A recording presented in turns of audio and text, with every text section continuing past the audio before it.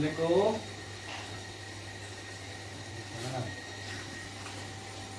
Mohon maaf Bapak, saya di sini mengganggu waktunya Bapak. Saya dari kampus IN Madura ingin mewawancarai Bapak mengenai hal keunggulan di desa ini. Jika Bapak berkenan, saya akan mewawancarai Bapak. Ya, ya. Ayo silakan. Ya, makan dulu nih. Ya Pak, makasih Pak.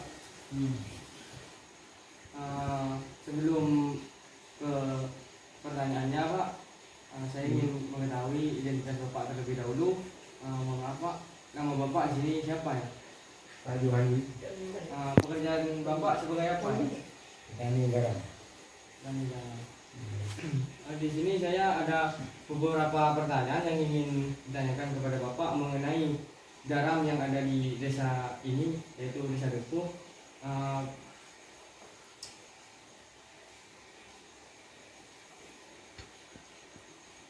Pertanyaan yang pertama gini Pak, apa keunggulan usaha di Desa Depuh ini? Ya, selain kalau dulu ikan garam. Yang kedua di sini Pak, bagaimana cara proses pembuatan garam yang biasanya dilakukan untuk menghasilkan garam yang bagus kualitasnya gitu Pak? Ya, prosesnya panjang dan lama. Ya, pertama memperbaiki tempat yang akan dijadikan petak-petak yang akan dijadikan tempat garam itu. Kemudian petaknya dikeringkan, salurannya diperbaiki untuk tempat penampungan airnya.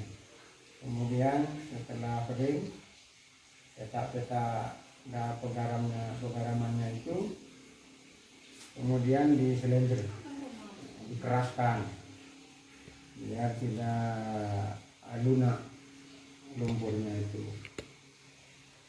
Kemudian ada prosesnya itu, ada yang pakai polybag, ada yang tidak pakai polybag, ada yang alami.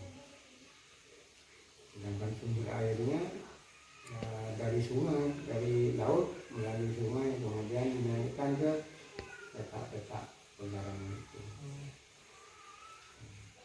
Pertanyaan selanjutnya di sini Pak, apa yang Pak Menteri di Puskesmas itu ukuran baik ini Pak, kadang untuk membuki apa katanya itu. Kira-kira butuh berapa lama proses untuk pembuatan garam menggunakan tanah dan polybag? Kalau tanah prosesnya sama sebenarnya, tergantung dari cuaca juga. Kalau cuaca normal yang bagus itu usianya antara 10 sampai 12 hari, bahkan sampai 15 hari. Itu Polybag juga begitu, sama, tapi kecepatan prosesnya lebih cepat pakai polybag. Mengapa masyarakat masih ada yang menggunakan media tanah, sedangkan di era sekarang sudah modern gitu?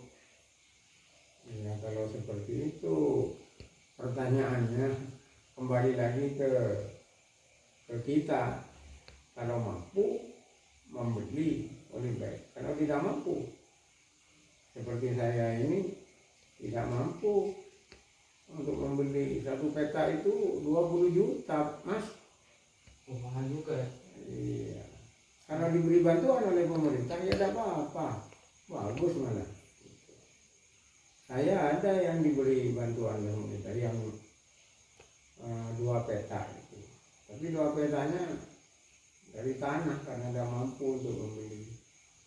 Itu garamnya lakunya hanya berapa, 500.000. Ya kalau seperti sekarang mahal karena tidak ada garam. Tapi kalau musim garam lagi. Kira-kira ketika Bapak sudah panen garam begitu, yang dihasilkan itu kira-kira berapa ton, Pak? Apa tergantung cuaca itu, apa yang namanya faktor cuaca itu tidak tidak mendukung untuk menghasilkan garam yang banyak gitu, Pak? Oh, kalau masalah itu untuk menghasilkan garam yang banyak itu ada 4 faktor, mas. 4 faktor. 1, faktor tanah. Tanahnya ini bagus apa enggak? Kalau bagus, ini bisa menghasilkan garam yang banyak. Tapi 4 faktor ini berkaitan. Tanahnya bagus, cuacanya harus bagus. Artinya sinar mataharinya harus betul-betul panas. Kemudian yang ketiga, tiap-tiap pekerja itu dapat 1 argo. Sekarang harganya 1 argo itu 150.000. Kalau 8 orang kali 180.000, 150.000 itu berapa? Bisa 1,5 juta. Bisa 1,5 juta semuanya, termasuk ongkos, termasuk uang makan, termasuk itu garamnya itu karena dapat garam. Seandainya diuangkan, kalau sekarang 1 ton 3 juta mas. Juga. Iya. Kalau sekarang kenapa mahal? Karena tidak ada garam sekarang. Hasilnya sedikit. Kalau dulu saya punya 4 peta pegaraman itu 150 ton. Sekarang hanya 50 ton. Faktor cuaca berarti ya, Pak? Dari faktor cuaca, karena cuacanya tidak normal dan hasil garamnya jelek. 2 hari sudah dipanen, 2 hari sudah dipanen. Kalau tidak begitu tidak punya garam.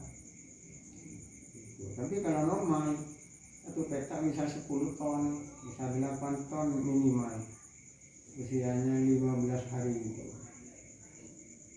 Untuk penjualan garam di sini, Pak, saya kurang mengerti. Itu ketika garam dijual itu dikirim kemana gitu, Pak? Garam dari ini ada tangkulannya yang sudah mendatangi para petani. Kalau saya mau jual, saya tinggal bilang, mas, garam saya mau dijual. Didatangi, dilihat garamnya. Oh bagus. Berapa harganya? Kalau garam seperti ini Pak, kalau sekarang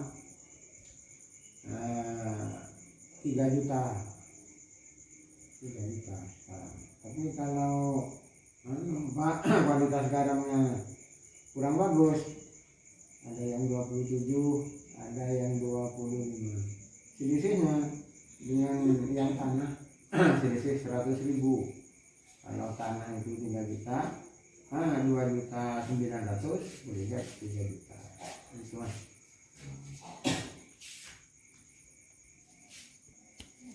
Mengenai pemasarannya itu gimana, Pak? Kalau pemasaran itu, kalau saya tidak menjual sendiri karena saya sudah tua ini, saya bilang sama tengkulak itu, punya saya mau dijual mas. Nah yang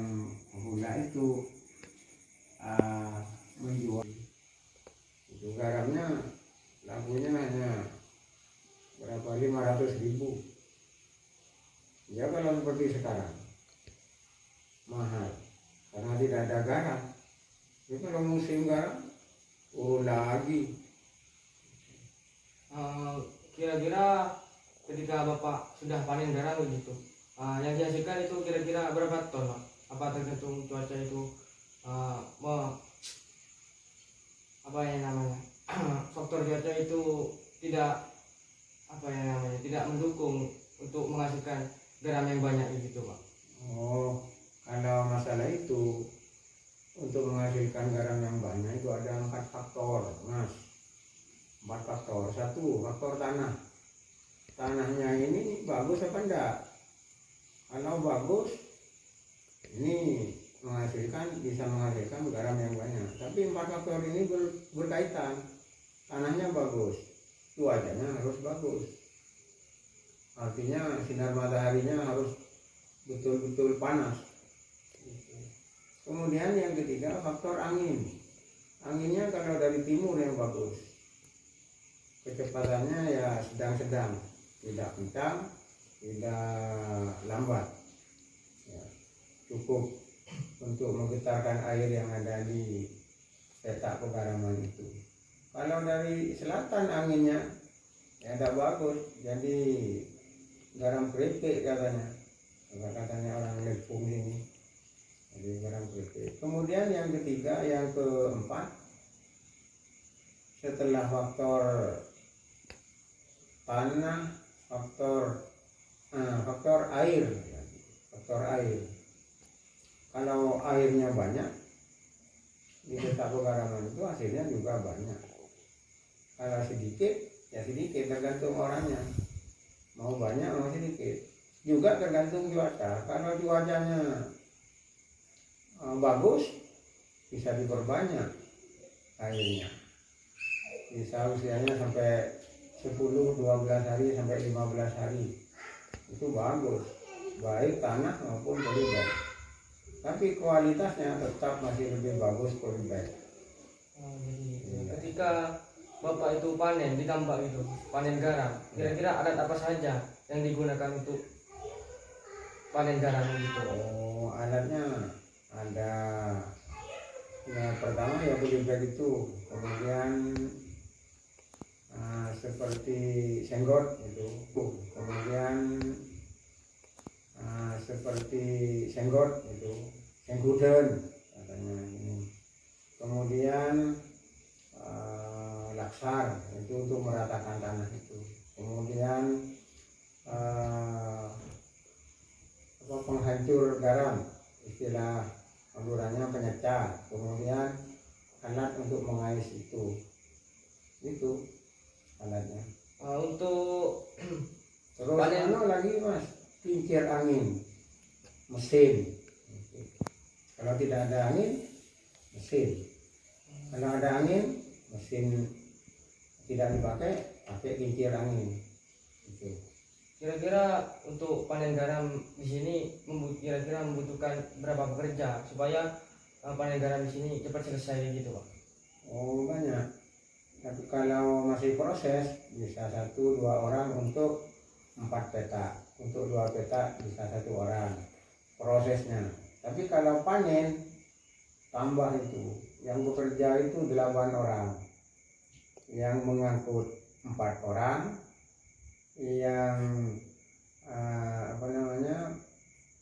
menaikkan garamnya dari anu itu 2 orang, namanya orang ngangkes. Yang ngangkes itu Sama dengan ya yang ngangkes itu. Kemudian yang menghancurkan senyecar gitu. Ada yang ngais istilahnya. Ada yang ngais garam itu 1 orang, jadi 8 orang tiap satu panen untuk 1 petak garam. Baik, Pak, terima kasih. Ya, terima kasih atas waktu yang telah Bapak luangkan kepada saya.